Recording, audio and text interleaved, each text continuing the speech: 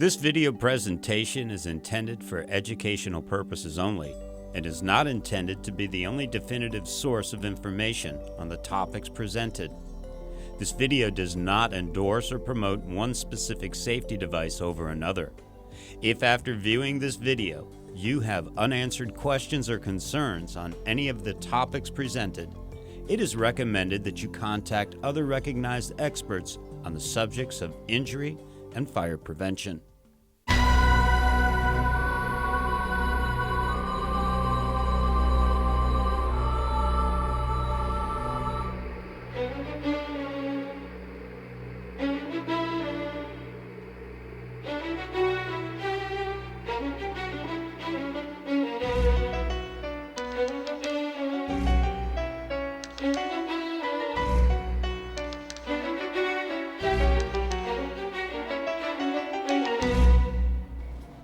Hi everyone, welcome to Crossing the Line. I'm your host, Elise Weintraub-Brown, Community Education Specialist with Palm Beach County Fire Rescue.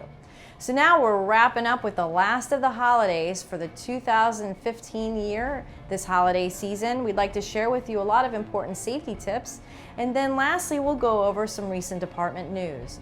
So let's first begin with turkey fryer safety. Turkey fryers are very common, and we have Inspector John Harsh who's going to go over some very important safety tips and really to know the difference between some of the fryers and best practices. So let's get started.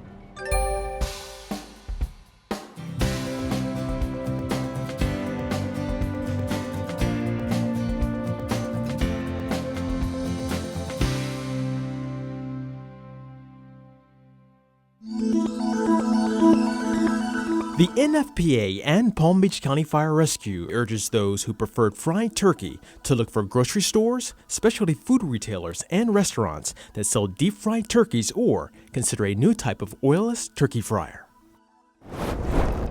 According to the National Fire Protection Association, they do not recommend turkey frying. It's an extremely dangerous way to cook a turkey. The statistics that they have provided to us to date show that approximately 5 people annually die as a result of turkey frying, with at least 60 injuries due to burns and approximately $15 million a year in damages to homes and or businesses. There is obviously a right way and a wrong way to deep fry a turkey. The internet is a very reliable source on how to go about, YouTube for example, on how to properly deep fry a turkey. Of course, the amount of oil that you use is key. Most of the accidents that are caused are as a result of either turkeys not being properly thawed, too much oil in the pot. Obviously, the best way to do it is to have a pot that's sufficient in size, place the turkey in the pot, fill the pot with water until it just about covers the entire turkey.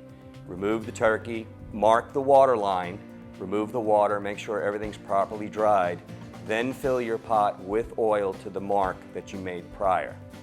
Then heat the oil to approximately 350 degrees or whatever the recipe calls for, and then place your turkey in there.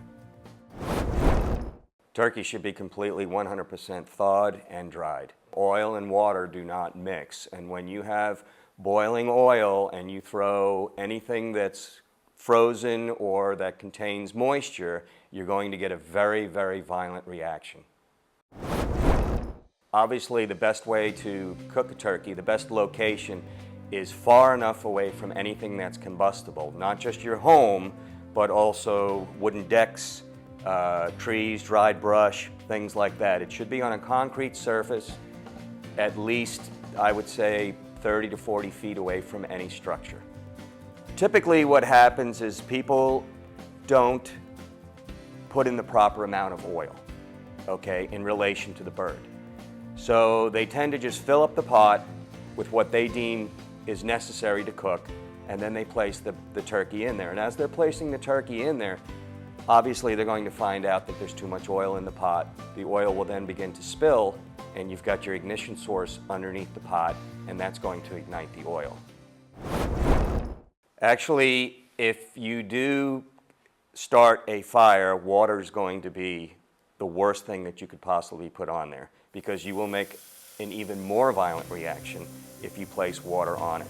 The best thing to do is, if you do have a fire, you should be on concrete. You could either let it burn out or perhaps throw dirt on it. Even your typical fire extinguishers may increase the size of the fire by pushing the flaming oil out of the pot. You should never leave any fire unattended, and that's not just for when you're deep frying a turkey. That's candles, that's fireplaces, that's even the stove for that matter. You should always be within eyesight of your fire. You should always have the deep fryer on a perfectly level, non-combustible surface, whether it be dirt or concrete. One of the most important things that you can do is to turn off your ignition source. So that would mean turning off the actual flame underneath the turkey fryer and using the proper tools in which to remove the bird from the oil. That is an extremely dangerous process when you're removing a turkey from boiling oil.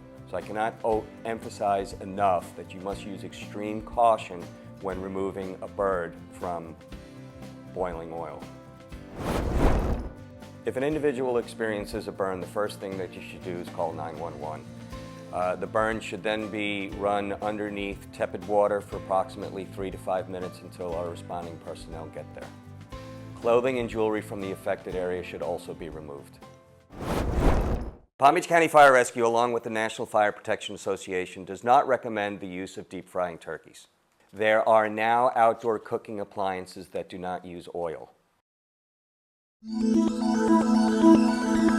The NFPA and Palm Beach County Fire Rescue urges those who preferred fried turkey to look for grocery stores, specialty food retailers, and restaurants that sell deep-fried turkeys or consider a new type of oilless turkey fryer. Hi, welcome back. So you saw Inspector Harsh show you about infrared turkey fryers, which is a great alternative to using all that hot oil and grease. Puts you less prone and likely to get those burns. Now let's go into holiday lighting, specifically Christmas trees and how to water and maintain them. Let's learn about some safety tips that are really, really important this holiday season. Captain Baroto is going to share those with you now.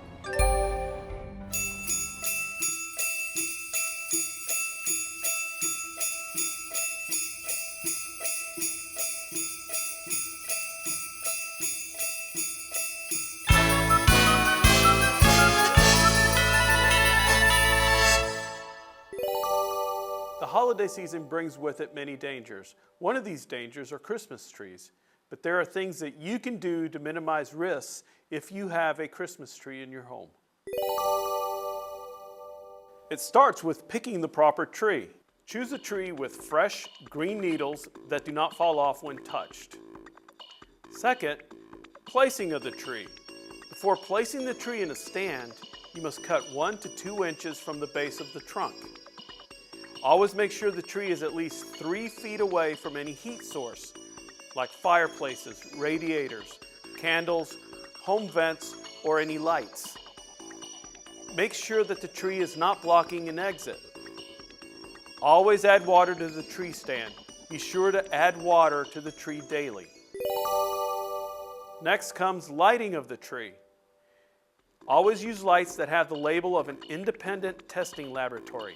Some lights are only for indoor and some lights are only for outdoor use. Replace any string of lights with worn or broken cords or loose bulb connections. Connect no more than 3 strands of mini string sets and a maximum of 50 bulbs for screw-in bulbs. Always read manufacturer's instructions for number of LED strands to connect. Never use lit candles to decorate your Christmas tree. Always turn off your Christmas lights before leaving your home or going to bed. Some important facts to be aware of are that 1 of every 3 home Christmas tree fires are caused by electrical problems. Although Christmas tree fires are not common, when they do occur, they have a higher chance of being deadly. A heat source too close to the tree causes 1 in every 5 of these fires. Get rid of the tree after Christmas or when it is dry. Dried out Christmas trees are a fire danger and should not be left inside the home or the garage or placed outside against the home. Check with your local community to find a recycling program for your tree. Bring your outdoor electrical lights inside after the holidays to prevent potential hazards and to make them last longer for next season. So now we've learned about Christmas tree safety. Remember, keep your tree with plenty of water and a safe distance away from any source of heat. And remember, have a fun and safe holiday season. So you learned about safe turkey frying and you learned about safe holiday lighting. Now we're going to go to a break. We'll be right back after these short messages.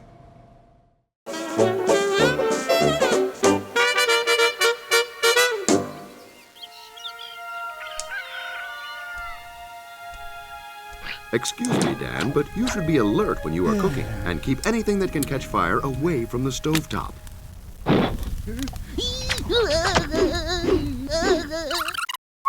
Good job, Dan. It's 2nd and 10 at the 42nd yard line. Kettleman takes the snap, he passes it to Krasinski, and it looks like Krasinski is going to go all the way. He's at the 40, the 30, the 20, the 10, oh, and he's tackled at the 5-yard line. We have time for a quick commercial break, and we're back. Kettleman skates out. Always stay in the kitchen when you're frying, grilling, or broiling food. And coming around the final turn, it's That's Krasinski great, ahead Dan. by 2 lanes. Now, stay safe. Life isn't a cartoon. Cooking is the leading cause of home fires. Don't be a doofus. Learn more about preventing home fires at nfpa.org. Please join us in supporting the United States Marine Reserve's Toys for Tots program. Brighten this holiday season for disadvantaged children in our community. Drop off any new unwrapped toy at any Palm Beach County Fire Rescue Station. Or any business displaying this sign by December 18th. You can also visit our website for other ways you can help a child realize the dream of a toy. Season's greetings from Palm Beach County Fire Rescue. And happy holidays from the United States Marine Corps.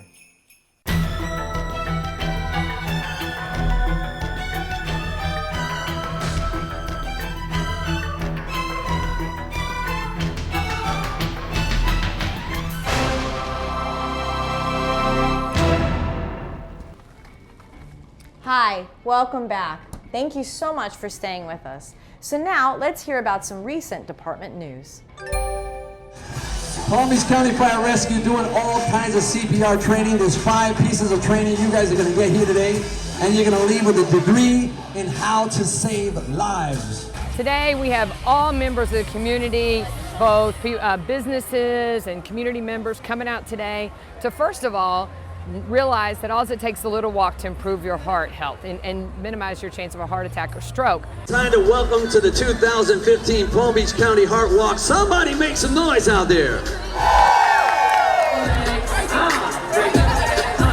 We're also here raising money for research and treatment so that we can make advances in the fight against heart disease and stroke. But we're really just having a good time and sweating.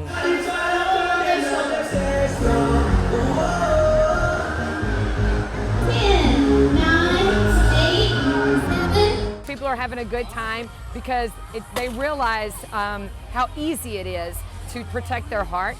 So the response has been amazing. There are people everywhere. The route is making your way south, right here on Flagler. You know, I think today's amazing, all of the support that we've gotten from the firefighters. They're out here, one, people get to learn how to prevent heart disease, learning CPR, but they also get to meet them and talk to them. We can change the outcome of a heart attack victim by 2 to 3 times greater if we can immediately do a process called CPR. Free CPR class. Why don't we get this new policy, these new procedures that American Heart Association has put out with regards to hands-only CPR, and let's explain it to people, because people think, well, I've got to spend 2 hours at this class and learn how to breathe and learn. No, you just need to put your hands on people's chests and pump. And so that's what we kind of came up with. And a big thank you to our day of sponsor, Wellington Regional Medical Center. Again, a huge... For hands-only CPR, what we're teaching the public is put the hands over the center of the chest and to push hard and fast, at least 100, 110 compressions a minute 2-inch depth, hard and fast, to the beat of Staying Alive Bee Gees music, to kind of give people, you know, a rhythm to keep track of. Now push hard and fast on the center of the chest until help arrives. Unfortunately, when you look at the stats in Palm Beach County, only about 20% of adult cardiac arrests are having bystander CPR. That means 80% of the folks are not getting bystander CPR. That's a tremendous problem for us in Palm Beach County. You just need to push hard and fast in the center of the chest until fire rescue gets there. If you do that, that will double or triple their odds of survival, and we already know that that will give them a chance to actually wake up and be back to normal.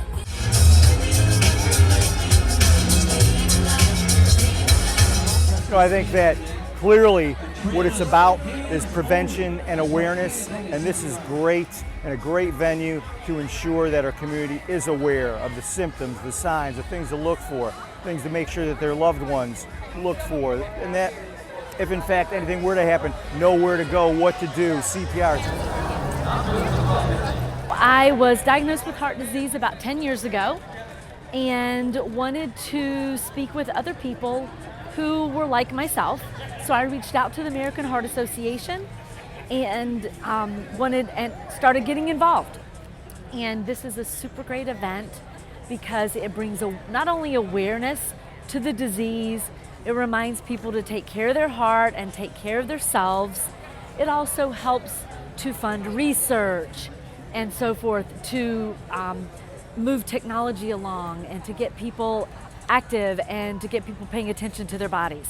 Well, I hope we spread a lot of awareness for people to realize that even with babies, congenital heart defects are 1 in 110 babies, and that it's actually more common than people think, and heart disease is a very scary thing for an infant.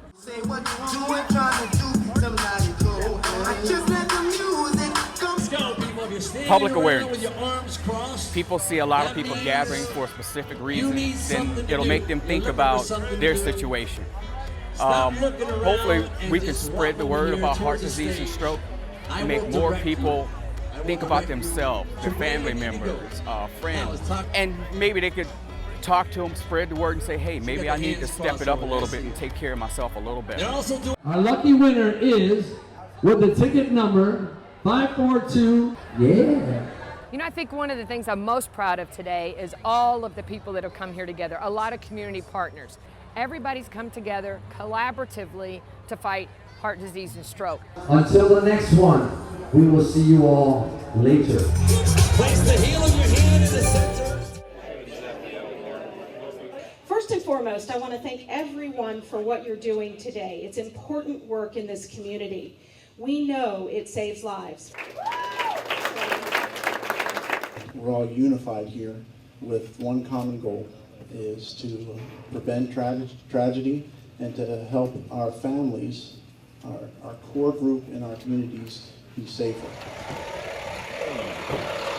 Today, FPL is proud to partner with the City of Belle Glade, Palm Beach County Fire Rescue, and American Red Cross to help make our communities safer and an even better place to work and raise a family.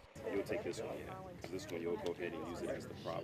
We have over 75 volunteers today visiting approximately 50 homes to help teach customers how to make their homes safer and more energy efficient. Hello. You know, Safer Homes for Your Burns is an event that we created several years back because we learned that the leading cause of burns in a household for the elderly and children is the hot water heater being set too high. That's when we created this program to help teach customers the importance of electrical safety and being more energy efficient. They actually had it on at low volume, but it was enough to generate heat, and the house caught on fire. My impression of today was it was good. It was busy. It was great. I know they're here to help, and I had a great time, and I learned a few things, and I got the chance to talk to a lot of people from Fire Rescue, Red Cross. So it was a good impression. It was very informative. It was very nice. It was helpful, and I'm glad that I did. Thank you so much for your time. And if you have any questions, do not hesitate to call us at Fire Rescue, the Community Education Division. It's right in our wheelhouse to be able to be part of a team that comes in and looks at a dwelling from an overall safety perspective. And most of all, the willingness of the members of those divisions of ours to come out and be proactive in the glades, it's tremendously helpful to us because we are looking to reduce the number of fire injuries and deaths that we experience here. It's a high volume, and anything that we can do to get out in front of that, then I think we're doing what we should be as a fire department. In the last year, we've lost 3 individuals in this community because of home fires, and so I think it hits home and hits hard here. This is the 2nd year that we've addressed this issue here, and so, as I said, 26 people have been saved nationally because of smoke detectors, so we know that we can prevent loss of life. This is great, and we hope for the future that we can continue this partnership with FPL and American Red Cross. It saves lives. Things like this will save lives. Many hands do make a lighter load. The goal is to tell them about yourself. Anything you want to know about the fire department, any type of career, just go to each table and just ask them any question you want. Well, today we're trying to introduce anyone interested in the fire service or having a career in the fire service to what's out there. We have inspectors, we have firefighter EMTs, we even have clubs here, we have the schools here that are going to tell you how you can become a firefighter. This is just a day where if you can come and get any type of information necessary to be employed as a firefighter or inspector or dispatcher or whatever career that you decide that you're interested in the fire service. It's a lot of information, and I think that it's really going to help me with everything, and I think that this really helped me today, actually. The most important for me today here was keep in touch with some college about how this works, how you could apply for college, different price, how is the qualification that you need to go through, and after how to apply for the jobs.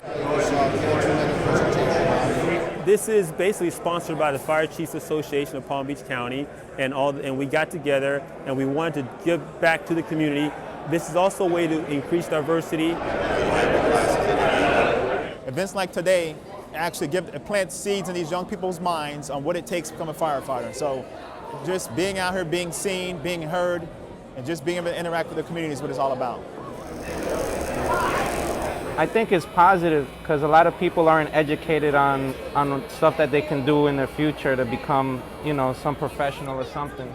So stuff like this opens doors. You can get your questions answered. You can ask questions, and who wouldn't want to try to be a firefighter? And we all felt that there was a big need out there to educate the public on the fire service, because when we think of the fire service, we normally think of firefighter EMT, firefighter paramedic, and we want them to realize that if they don't want to be a firefighter EMT, firefighter paramedic, we can still use them in other areas of the fire service. It is a different spin for them because, it's not all about firefighting. It's also about support on the back end of, what we do there to help and assist these firemen with their jobs. This actually helps. We keep it moving, we keep it going. There are various departments such as fleet management, to IT and video productions and investigations and so forth. So they were excited, and they realized that there are a variety of positions within the organizations that they could do. We've had a great turnout, and it seems to get better as time goes on. I'm very pleased that the community is receptive to this and they are coming out to get this information. I think we'll all be very thankful for how this event turned out.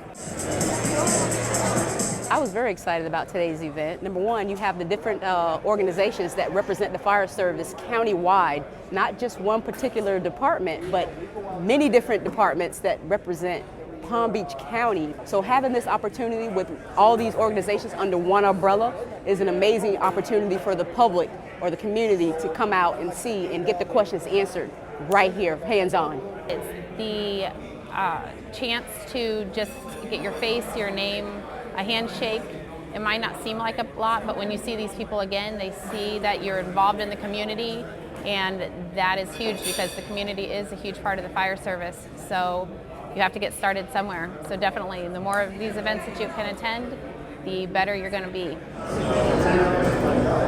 I do see in the future that we'll be getting together, doing something like this again, because I think it's beneficial to the public, and it's also beneficial to the fire departments to be able to attract people who are genuinely interested, who take time out of their day to come and get this information.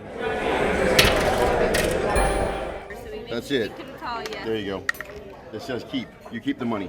All right. Nice. Thank you.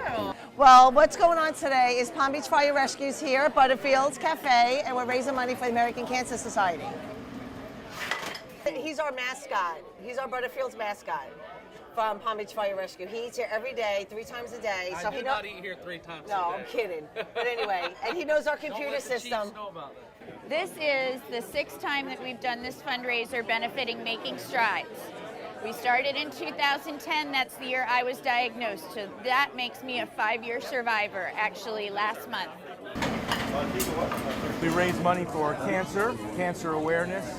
We want to make the community aware of what's going on and the dangers of cancer, and to continue to fund the research and development. Hopefully someday we'll find a cure, and too many people have unfortunately died, and we've lost a lot of great friends and relatives to this tragic disease. No bananas on my pancakes. No bananas? No bananas. Because every dime that we raise here with all you guys and all these other customers goes towards finding a cure to breast cancer. Full slab. Okay. Good. With over medium, hash brown casserole. Okay. And you have rye toast? Well, I mean, Yes. Rye toast, no butter. Whole slab, hash browns, rye, and no butter. American Cancer Society is a great, great, great, great charity, and I couldn't think of a better way to do something to help them and give back. If we raise enough money today, maybe we won't have to worry about this tomorrow. That's exactly right. So with that, have some more French toast and contribute to the cause. There you go. You guys are awesome.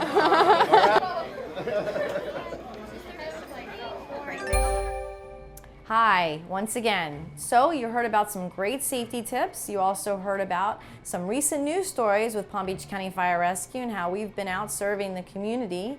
Now, real quickly, before we head off into the new year, I'd like to cover some brief safety tips. Cooking in the kitchen. Cooking is the #1 cause of home fires, especially unattended cooking.